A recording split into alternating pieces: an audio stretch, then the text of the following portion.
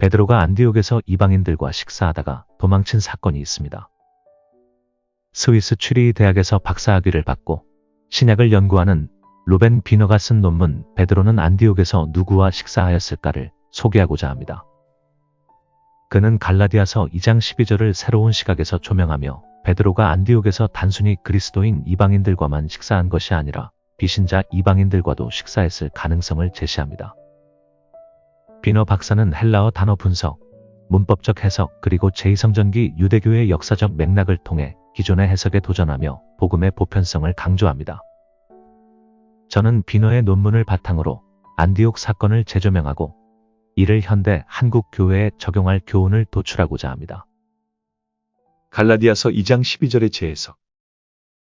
비너는 갈라디아서 2장 12절에서 바울이 사용한 이방인, 에스네와 동사, 먹었다, STA의 미완료 시제에 주목합니다. 에스네는 헬라어로 민족들 또는 이방인들을 의미합니다. 로마서 2장 14절에서 율법 없는 이방인이 본성으로 율법의 일을 행할 때라는 표현을 하는데 여기서 에스네는 분명히 그리스도를 믿지 않는 이방인을 지칭합니다. 갈라디아서 1장 16절에서도 이방인 가운데 그의 아들을 전파하게 하시려고 하였는데 이 구절에서도 에스네는 아직 복음을 듣지 않은 이방인들로 이해됩니다. 갈라디아서 내에서 에스네는 일관되게 그리스도를 믿지 않는 이방인들을 가리키는 경우가 많습니다. 갈라디아서 2장 12절은 베드로가 이방인과 함께 먹었다고 하였습니다.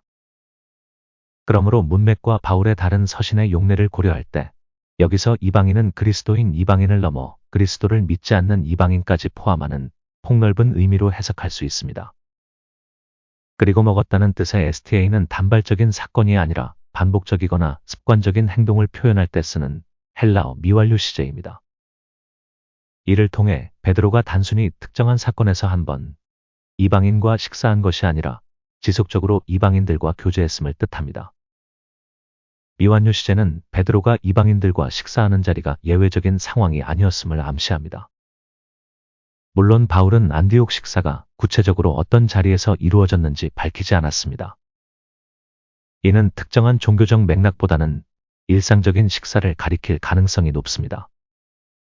그리고 베드로가 초대 교회의 선교적 자세와 복음 메시지에 충실했음을 나타냅니다. 제2성전기 유대교와 디아스포라의 맥락. 제2성전기 유대교는 이스라엘 역사에서 매우 다양한 신앙적, 문화적, 사회적 모습을 보여줍니다. 특히 디아스포라 유대인의 삶은 다양한 이방 문화와 상호작용 속에서 발전했으며 이는 식사 교제를 포함한 여러 일상적 활동에 반영되었습니다. 당시 유대교는 다양한 해석과 전통을 가지고 있었습니다. 바리새파, 사두개파, 에세네파 등 서로 다른 율법 해석과 실천 방식을 가진 종파들이 존재했습니다. 이 다양성은 유대인들이 이방인들과의 관계를 어떻게 다루는지에 있어서도 영향을 미쳤습니다. 예를 들어 에세네파는 쿰란 공동체를 만들어 이방인들과 철저하게 분리된 삶을 살았습니다. 이방인의 음식을 부정하게 여긴 유대인들도 있었습니다. 토비서에서 이방인의 빵을 먹지 않았다고 자랑하는 유대인도 있었습니다. 반면에 이방인의 식사 자리에 참여하였지만 이방인의 음식 대신 자기가 따로 준비한 음식을 먹는 유대인들도 있었습니다. 그러나 디아스포라 유대인들은 페르시아, 그리스, 로마 사회에 살면서 이방인들과 상호작용해야 했습니다. 에스더는 이방인 왕 아하수에로와 함께 식사하였고 그 자리에 하만도 초청했습니다. 디아스포라 유대인은 상업활동이나 공공활동에서 이방인들과 협력하며 식사와 같은 일상적 상호작용을 피할 수 없었습니다. 유대인들은 한 가지 율법 해석만으로는 설명하기 어려운 복잡한 사회적 상황에서 살았습니다.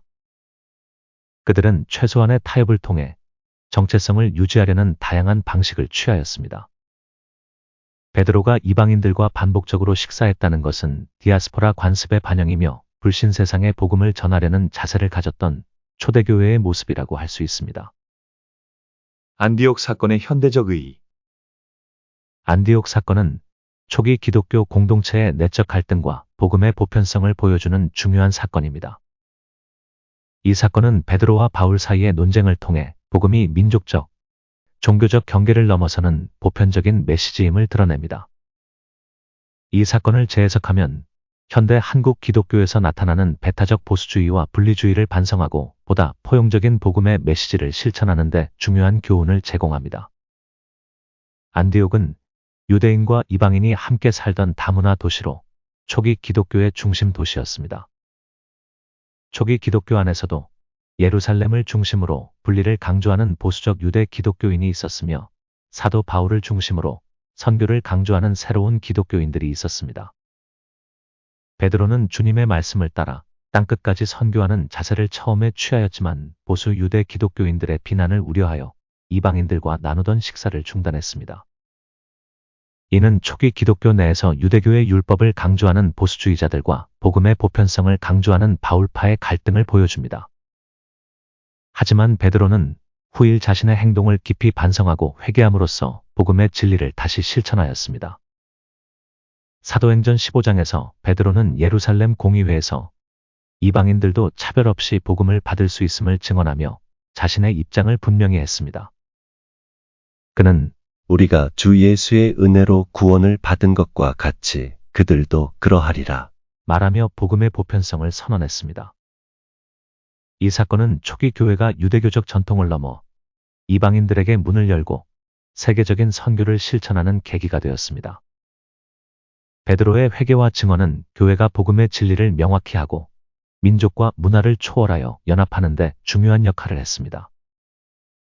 안디옥 사건의 재해석은 초기 기독교의 갈등과 복음의 보편성을 이해하는 데 중요한 통찰을 제공하며 현대 한국 교회가 배타적 태도를 극복하고 복음의 진리를 실천하는 데 필요한 교훈을 제시합니다. 복음은 민족과 문화를 초월하여 모든 사람을 하나로 묶는 하나님의 능력임을 기억하며 한국 교회가 이러한 진리를 실천하길 기대합니다. 저는 안디옥 사건이 현대 한국 교회에 여러 가지 교훈을 준다고 생각합니다. 첫째, 복음의 보편성 실천입니다. 안디옥 사건은 복음이 민족, 문화, 계층을 초월하여 모든 사람에게 열려 있음을 강조합니다. 현대 한국 교회는 특정 집단이나 이념에 편향되지 않고 다양한 사람들을 포용하고 환대해야 합니다. 예를 들어 난민, 다문화 가정, 소외 계층을 적극적으로 받아들여 복음의 보편적 메시지를 실천할 필요가 있습니다. 둘째, 분열을 넘어선 연합과 대화가 필요합니다. 베드로와 바울의 갈등은 교회 내 갈등을 해결하기 위해 공개적이고 진솔한 대화가 필요함을 보여줍니다. 한국 교회도 교단, 신학, 정치적 입장 차이로 인해 생긴 분열을 극복하기 위해 상호 존중과 대화를 통해 연합을 추구해야 합니다. 복음의 진리가 연합의 중심이 되어야 합니다. 셋째, 율법주의를 넘어서 은혜와 자유로 나가야 합니다. 베드로의 후퇴는 율법주의적 태도의 위험성을 경고합니다. 한국 교회는 전통이나 규율을 복음보다 우선시하는 태도를 버리고 복음의 은혜와 자유를 강조해야 합니다. 이는 성도들이 신앙의 참된 본질을 이해하고 복음의 기쁨과 자유를 누리게 하는 데 필수적입니다. 복음 전파를 위하여 힘쓰는 로고스 커뮤니티를 구독해 주시고 후원해 주시면 감사하겠습니다. 감사합니다.